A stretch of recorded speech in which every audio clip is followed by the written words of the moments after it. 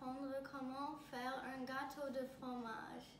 Les outils sont 2 grands poêles de cuisine, un grand bol, un fouet,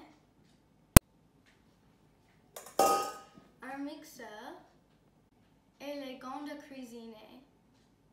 Et ça, c'est tous les outils. Maintenant, les ingrédients.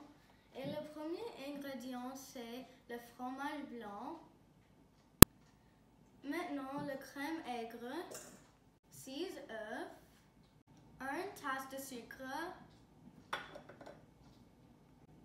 40-20 g de poudre à la vanille et finalement, la farine au maïs. Maintenant, on peut ramasser tous nos outils et ingrédients.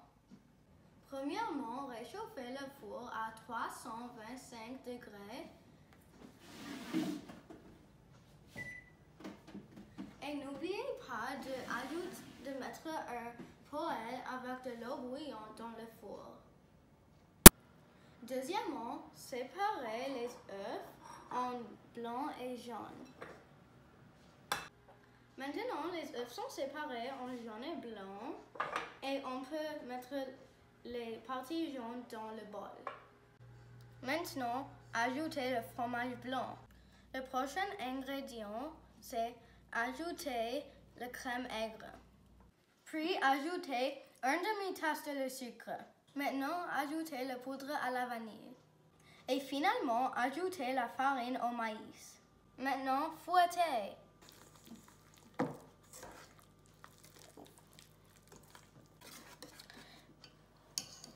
Maintenant que j'ai fini cette étape, troisièmement, fouettez les parties blanches des œufs. Utilisez un mixeur pour fouetter les parties blanches des œufs. Fouettez les œufs jusqu'à ce que c'est bien fouetté et mousseuse.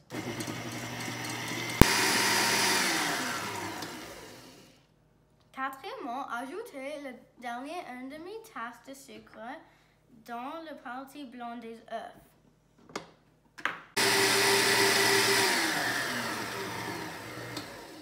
Maintenant que c'est très bien fouetté et mousseux, ajoutez un trait à la fois et mélangez ça avec l'autre mixture. Septièmement, mettez la mixture dans un poêle à cuisiner. Huitièmement, mettez-le dans le four. Puis, mettez le gâteau sur l'eau bouillante.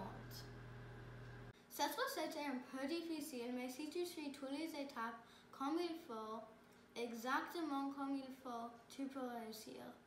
Et pour l'améliorer, tu peux ajouter le crème fouettée sur le gâteau et ça c'est qu'est-ce qu'on va faire maintenant. Premièrement, mets 500 ml de crème à fouetter dans le bol de mixeur.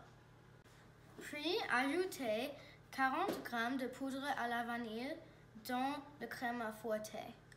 Troisièmement, ajoutez 500 g de sucre dans le bol et fouettez. Maintenant, la crème fouettée est prête et on juste va attendre que le gâteau est prêt aussi. Après, laisse le gâteau couler un peu, comme pour 1 heure ou quelque chose comme ça, avant que tu mets la crème fouettée sur le gâteau.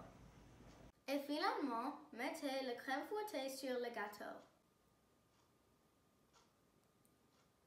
Bon appétit!